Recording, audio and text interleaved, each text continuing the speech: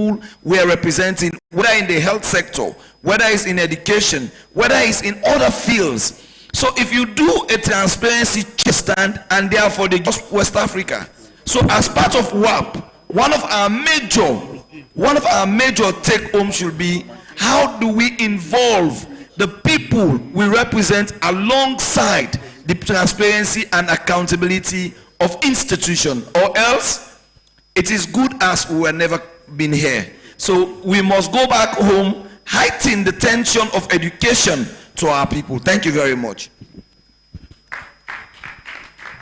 Merci beaucoup, honorable Camara, pour votre intervention qui est plutôt une contribution vraiment enrichissante sur les débats à tenir. Nous vous remercions infiniment. À la suite de M. Camara, ou de l'honorable Camara, je vais vous demander vraiment de limiter les interventions. Et chaque intervenant aura alors une petite minute pour dire tout ce qu'il a sur le cœur et aussi question aussi bien que contribution. Merci beaucoup. Alors, à la suite de l'honorable Camara, nous allons demander à l'honorable Fayon du Bénin de prendre le micro pour sa question ou... Merci beaucoup. Moi, je voudrais poser la question tout en le félicitant pour la qualité de son exposé au professeur de nous dire, est-ce qu'il a eu le temps de faire le comparatif entre le moment où le Naira était arrimé au dollar américain et le moment où le Naira a été décroché du dollar américain, quel a été l'impact sur le budget? La deuxième question, est-ce que le professeur s'est penché sur les risques budgétaires liés à l'endettement et les facteurs d'atténuation? Il a exposé l'évolution de la dette du président Yaradua au dernier président, mais il a manqué de nous faire connaître l'évolution démographique. Qu'en est-il du dividende démographique? Chers participants, je voudrais attirer l'attention que la dette ressort aussi du poids colonial, la déportation des esclaves, des Africains comme main-d'œuvre qui ont contribué à former le capital fixe de l'autre côté. Et je souhaiterais qu'on ait une vision claire en termes de justice et réparation de ce que nous devrons, tout en abordant cette thématique, ne pas manquer de mettre le doigt sur la réparation justice. C'est-à-dire, il y a des pays aujourd'hui qui sont surendettés et l'endettement là provient de la détérioration des termes de l'échange organisés par le colon.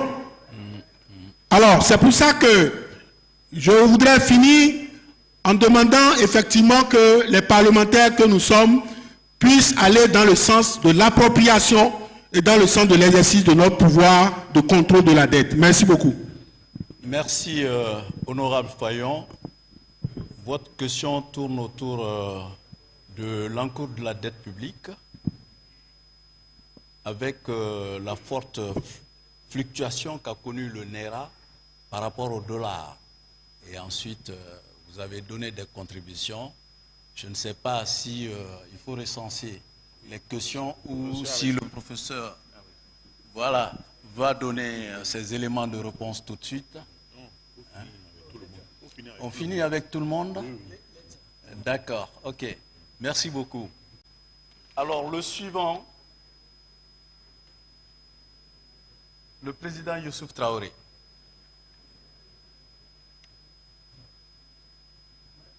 Merci. Je voudrais d'abord féliciter le présentateur pour son intervention. Ma question va s'axer sur des questions de compréhension. Je félicite le présentateur pour la puissance, la force que le Nigeria met au sein du Parlement. Mais ma préoccupation se situe à un niveau sur ce que nous appelons les différents régimes qui dirigent nos États. Le régime parlementaire, le régime civil, il a dit les lois appartiennent au Parlement. Mais il y a ce que nous appelons les propositions de loi émanant du Parlement et les projets de loi émanant de l'exécutif. Donc, dans la loi, bien sûr que nous le votons, mais ça nous amène pas trop à réfléchir sur les... Et puis, il y a ce que nous appelons aussi les ordonnances. Les ordonnances, nous savons que le président souvent ratifie des ordonnances, et quand ces ordonnances reviennent à l'Assemblée, nous ne faisons que les ratifier. Ça aussi, c'est un problème pour la gestion des problèmes liés à la dette. Donc, dont il a parlé concernant l'endettement. Les règles régissent, soit, comme il a dit, il y a 3 règles, le coût et bénéfice, l'autorisation ministérielle, les investissements à long terme. C'est-à-dire, lorsque vous devez vous endetter, vous devez tenir compte d'un investissement à long terme pour permettant ainsi de pouvoir rentabiliser ces investissements. Donc, mais malheureusement, l'endettement s'est fait et le Parlement est mis devant les faits accomplis. Donc, voici autant de préoccupations qui m'ont laissé un peu perplexe dans l'intervention de notre brillant professeur. Professeur, aidez-nous, parce que pour nous, l'expérience du Nigeria nous permettra aussi d'aller améliorer nos conditions de vie et même pourquoi pas vous inviter en Côte d'Ivoire pour que vous veniez exposer. Merci. Honorable, c'est Honorable Garou de la Côte d'Ivoire. Honorable Garou, voilà pour votre intervention. Merci, monsieur. Je viens de m'avoir à celle des personnes qui sont passées avant moi pour féliciter notre conférencier et prier que son exposé puisse être traduit en français pour nous autres parce que c'est tellement intéressant. Personnellement, c'est une question sur laquelle je travaille en matière de dettes. Donc, je voudrais prier que cela soit transcrit en français pour qu'on joigne au document qu'on doit nous remettre. D'ailleurs, comme toutes les autres interventions qui ont précédé son intervention. La deuxième chose, c'est pour dire que le problème de la dette est une préoccupation mondiale aujourd'hui. Vous suivez l'actualité en France actuellement. Le débat, il est immonde. Mais le problème est d'autant plus crucial dans nos pays africains que le pouvoir que les populations ont donné à leurs parlementaires est parfois difficile à exercer dans certains pays. Et pourtant, ce n'est pas une question que je pose, c'est une contribution. Les parlementaires devaient être en amont et en aval dans la détermination de la politique et de l'endettement. En amont, et il a dit tout à l'heure, on devrait pouvoir, au moment de contracter les dettes, quand même solliciter les parlementaires, parce que c'est eux qui autorisent les impôts et tout ça, pour savoir effectivement si cela est profitable. Parce qu'aujourd'hui, le débat, il est où? Les dettes, dans certains pays, sont utilisées parfois pour les mettre dans les infrastructures, les bâtiments, en comparaison par rapport à la condition de vie, donc au plan social des populations. Donc il y a parfois loin entre les investissements en termes d'infrastructures et l'amélioration des... Or, la majorité de nos populations, à 90%, c'est le bas peuple. Ce n'est pas des gens qui ont des voitures, ce n'est pas des gens qui ont des avions, ce n'est pas des gens qui vont venir habiter dans les grands immeubles, les grands investissements. Eux, ils veulent voir leurs conditions de vie améliorées en matière de santé, en matière d'école, ainsi de suite. Que leurs produits puissent être achetés à des prix rémunérateurs. Donc, il y a ce débat, il était tout à l'heure, et c'est très important. Donc, là aussi, nous les parlementaires, nous devons prendre notre responsabilité. C'est que nous ne faisons pas toujours. Parce que dans ce débat, parfois, ça devient trop politique, ça devient trop partisan. Ça devient trop partisan. Or, sur cette question, parce que c'est nous qui allons rembourser la population. Si ce n'est pas nous aujourd'hui, même entre les associations, les syndicats, nous devons tous réfléchir sur cette question, peut-être organiser un jour, une sorte de colloque. Et bon, aujourd'hui, on parle de gouvernement ouvert, on parle de parlement ouvert. C'est pour traiter toutes ces questions. Le plan de gouvernement, open government, open parliament. Hein? Et c'est très important aujourd'hui que nous puissions rendre compte à nos populations de l'utilisation des dettes que nous avons contractées. C'est très important. Donc c'est cette petite contribution que je voulais faire. Merci. Merci pour la contribution, monsieur Honorable Garou. Je vous invite à plus de concision et de précision. J'avais dit tantôt, chaque orateur aura 1 minute, mais nous venons de décompter pour l'honorable Garou 10 bonnes minutes. Non, je rigole. Voilà. Maintenant, honorable Chérif Ahmed Diko du Sénégal, pour votre intervention. Soyez vraiment concis.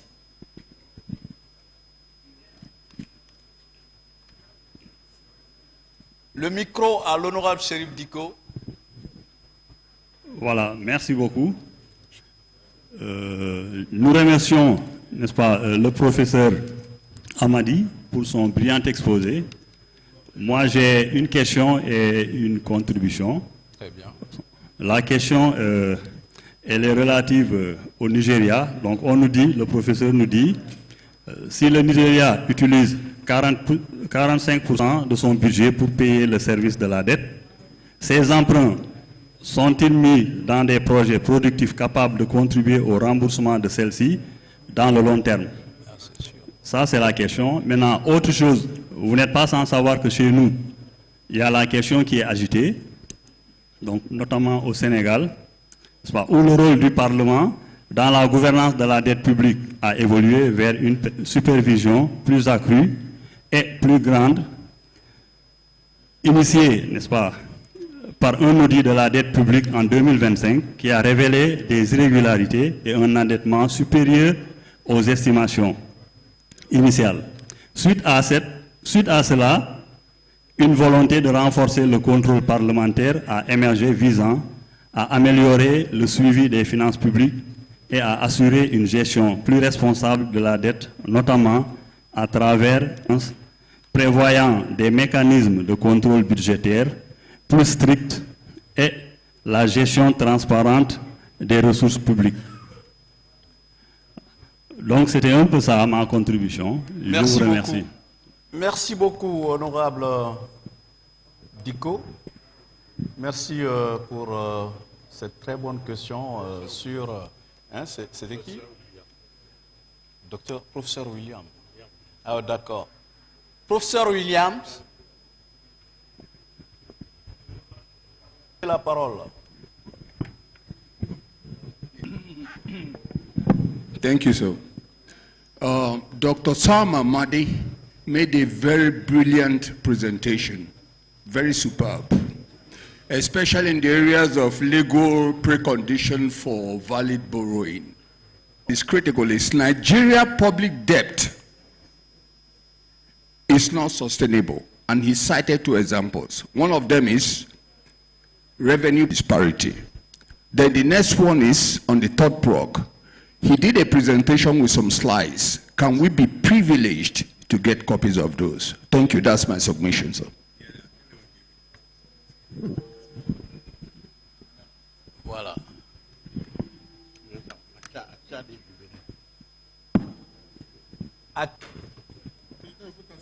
Après, ce serait toi.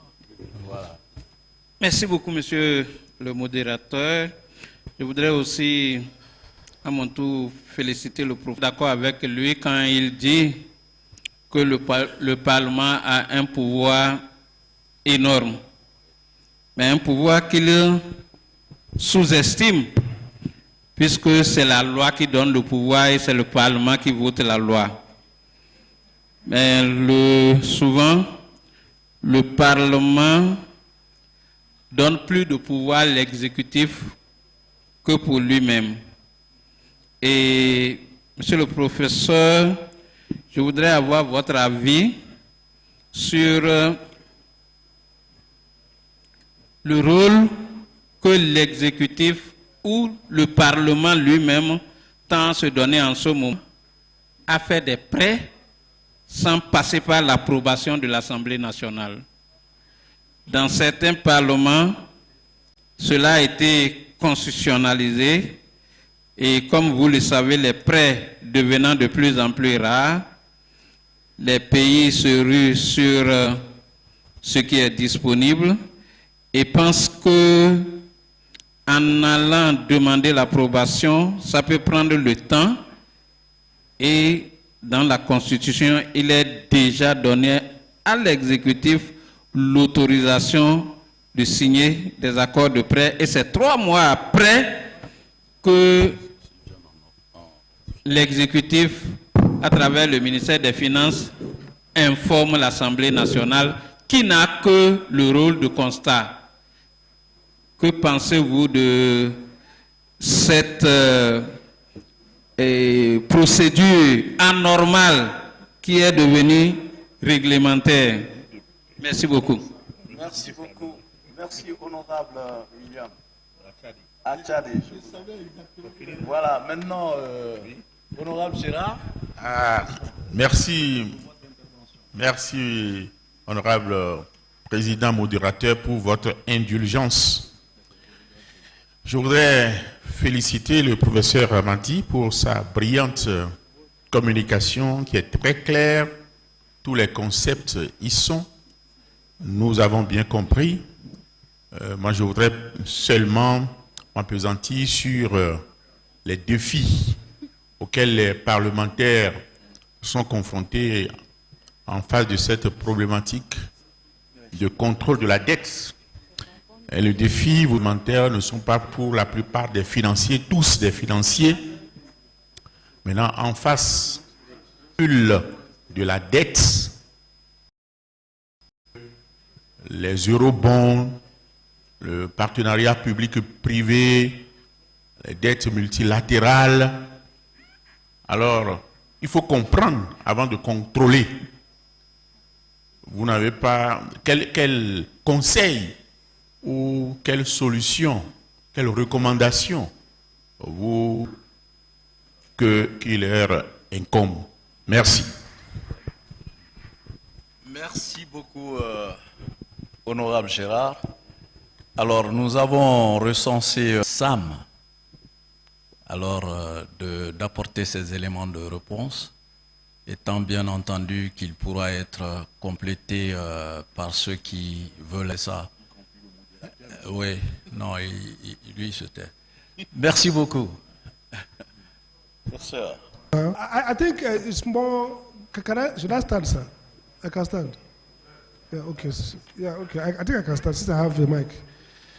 I think it's more of very, very important comments and contributions. I've made notes to further improve my research. But I will just respond to a few things because I have just 3 minutes according to organizers. So I will, if I miss out any problem, sorry for that. Public participation is at capacity that was asked here. I used to tell people when they say legislators, this and that, PhD, all over the world, legislators are not supposed to be the smartest people. So I think the legislator to be full of experts. And that's why it's important that you have a way to leverage your knowledge outside the legislature. One of that is through public participation. We used to have, even in Nigeria, we have a lot of public hearing. But as a problem, it's called selection problem. How do you select who to hear? Interest test. Whose interest will be involved? Second test will be expertise test. Who knows based on their own experience becomes part of the mix of facts. That's very important. And so dealing with the fact that to today's public policy is a complexity. Even the experts themselves don't understand everything because the world is becoming more complex with minute information. We have in Nigeria the NABRO, National Assembly Budget and such, but it should be made more stronger. All over the world, the parliament, in 1985, the African UN notoriously institutional agency. In the US, for example, there are over 100 tax finance-based centers that provide free services to parliament. They are funded by non-profits. So they are looking for honorable member to have them give you advisory free. Of those things. So I think there should be a way to tie into restorative justice. I think that's a big one that I think is honorable from Benin Republic, I think, if I'm right. debts, when we had debt crisis in the 1980s, 90s, there was what we call unjust debts. That most of those debts were induced by unjust debt. And so there was a moral argument for Jubilee, write off the debts. But you see, whereas we can talk about colonialism and slavery and the work of these institutions, it's now the time for us to look at these debts. Yes, we can ask for justice and fairness, but we have to look at these debts as issues that we have to manage. Exchange rates are important. That's a good question. If you look at the exchange rate regime, which is also within the control of Parliament, they should ask question. If you devalue much, then it's worse off. You are selling nothing. Your products are cheaper, your revenue is lower. Debt is now a global issue, globally. The key question about it is infrastructure. We have to borrow money. Sometimes some of our countries are poor that we have to borrow. But you have to be smart in borrowing. There are short-term health, education, housing, because people have to survive to be productive. But what is required of Parliament is to consciously know that this is what we are doing. And this is the possibilities and the risks and the money. Have earmarked projects that they want to, that borrowing to be used. That projects, if you look at 80%, the values go back to foreign countries. If you look at some of our projects, the value that remain on domestic economy is very low. So they say America has given you $150 million. Go and borrow $200 million from World Bank. If you look at the aggregate value addition, much of that procurement goes abroad. Toyota vehicles, all those machineries, the value is abroad. So we have to be sure. Somebody mentioned rules ESCO, who sometimes bring these motions. I heard one of the other members talk about rules that perhaps gives the executive more power in terms of borrowing. The key point of this, my message is that the Parliament should first write those rules to allow. There's no silver bullet here. There's no silver bullet here. Political convenience, political configuration will affect parliaments everywhere in the world. Parliament itself is very powerful, but Parliament is like a giant tied by politics. You won't invent a new word entirely fresh. You have to manage with the situation you have and find ways to open up and expand the opportunities. Projects, borrowing are defined for economic purpose. But this is the key here. Government say that we are doing economic program does not necessarily mean that that program is useful. The collapse of our economy, the steel complex, we tried, we failed. Those programs were not properly dollars borrowed, and the argument will tell you that this will help us grow the economy. By what percentage? What's the driver of that growth? How will this turn to growth? So what we're asking for is not sorcery. We are saying, let there be some materials you can use to make your own assessment of what happens. When the Parliament starts signaling to the executive that they want to follow that precondition, the executive will improve their own analytics. And there's some level of indolence and lack of competence in the executive. Sometimes they just dump it. But if they know cost-benefit analysis and better rework, it helps in making sure that you don't fail in implementation. Again, somebody talked about, finally, I think I should run up because small guy is here now following me. Are the preconditions being followed? Of course, the answer is no. Yes, I was issue around revenue and productivity. I think that was a good question. So when I say there are two problems, revenue problem is that we are borrowing, like Nigeria is almost a mono economy, or we are selling cocoa, or we are selling granite. So that's a revenue crisis. You have, if you have enough money for your capital and recurrent expenditure, you will likely not borrow. A country is like a household. You have their income, and then the income rate to supplement. That's the revenue crisis. But your long-term problem is that your productivity is what? Low. So even though it's a revenue problem, it's actually, in real sense, a productivity problem. Because when you're now, one is short-term, we have no revenue, we have a gap, we have to fill it up.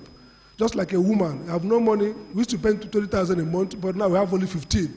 We have to borrow 5. But it means that maybe the husband can think around, how do I expand income? How do I become more productive? How do I make better investments? So that in the next 2-3 years, I will be able to move from 20,000 to 40,000, in which case we don't have need for that 5,000. Finally, so I don't, the president has powers that, see, the president define the power of the president. Just let me give you an example.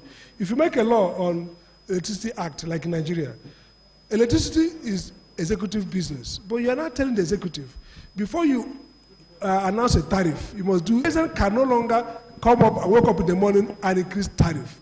He has to go through a methodology, and then you look at the methodology. The parliament and the executive branch are always in a rivalrous relationship. Either you are increasing their power or you are reducing it. And so that's why today you create regulatory agencies. Why? Now, the whole Federal Fiscal Responsibility Commission is built on the idea that you want to take the present power over finance and reshape it in a way that gives you capacity to second guess it. If there was no law, it becomes total discretion. If you create law, you have combined, reduced, constrained, and procedurized executive power, the way that gives you capacity to monitor and oversight. Executive discretion. But once you make law, then you bring it within the domain of legislative oversight. Thank you so much. I think I can stop here.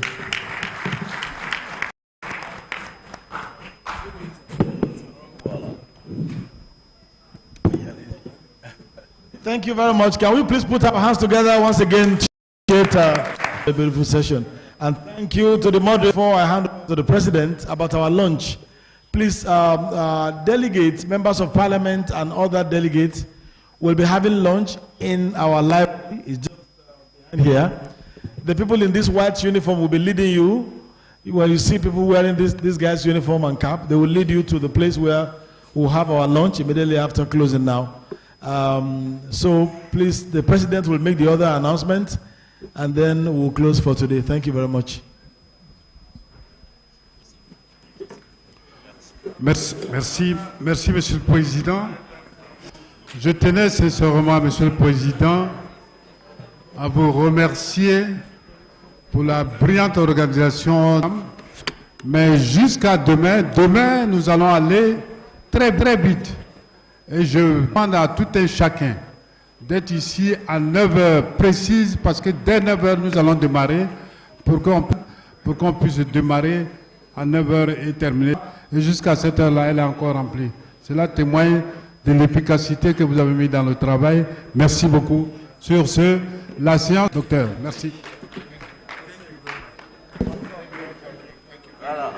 Thank you, Mr. President. Please, as we're going for lunch, it means we've come to the end of this session for today. We look at Mr. President and all of you, the headsets, the headphone. Yes. Please leave your head cams on the table. The chairman is calling. Please, honorable members, step back, come back a bit. You're home to GTV Africa Live Abuja.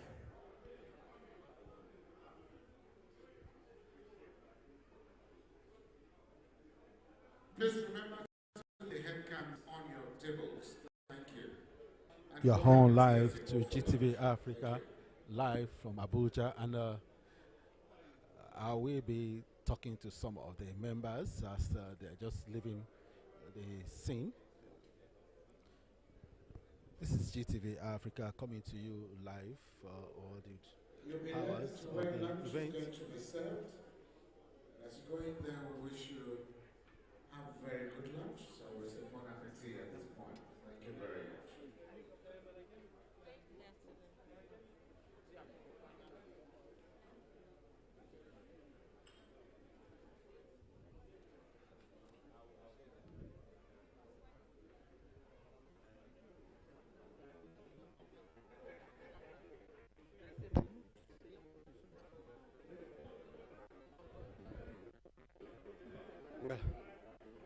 On to GTV Africa, I will be finding out from some of the member participants that came for the activities.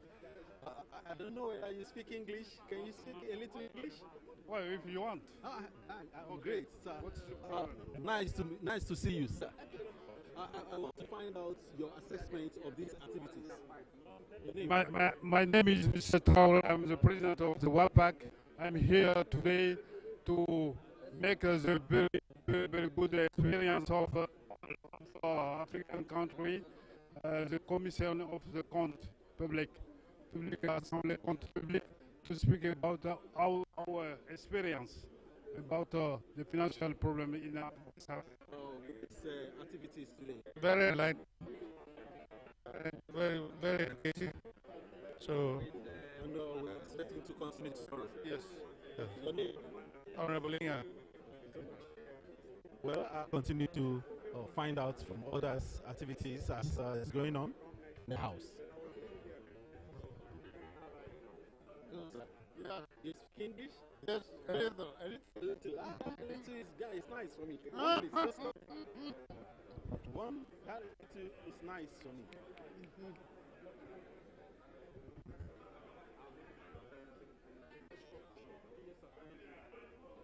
Sir, come. Yeah. Yes, you are on. Your name? What's your name? My name is Semoji from Togo. Oh, all the way from Togo. What is your assessment of this? It's a brilliant and excellent day for the first, the 11th conference. Okay. Yeah. We are expecting to come back tomorrow. Yeah. I will come back.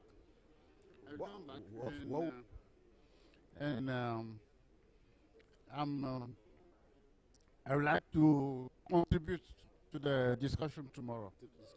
We look forward for that. Yeah. We look forward to see you contributing tomorrow. Yeah. My name is Bemiga Olamikon. This is GTV Africa. GTV Africa is an online TV. You go to your YouTube, you just type GTV Africa to show you Africa. Subscribe, and then you see all the activities today and continue tomorrow. So you can share with your people at home so that they can follow what you are saying in Nigeria. Thank you very much. Thank you. Yeah. Continue to find out from others as the activities is going on, and I want to believe that looking at my honorable is one of the. Hey, your name? My name is Joshua Audu Ghana, a member representing Lavu Mokwa Edati Federal Constituency from Niger State. Today you are having the fourth time Committee on Public Accounts is having the opportunity of having African hosting Africans in Nigeria in this your own parliament. Yeah. What is your assessment? It goes to show that the leadership of the 10th Assembly has opened up its hands of fellowship to all parliaments worldwide, starting from West Africa to Africa, has been very zealous in ensuring that he follows up on the Speaker's vision to ensure that Nigeria is included in the Committee of Nations and with Nigerian parliaments. They also will learn from our successes. Of experts and speakers who are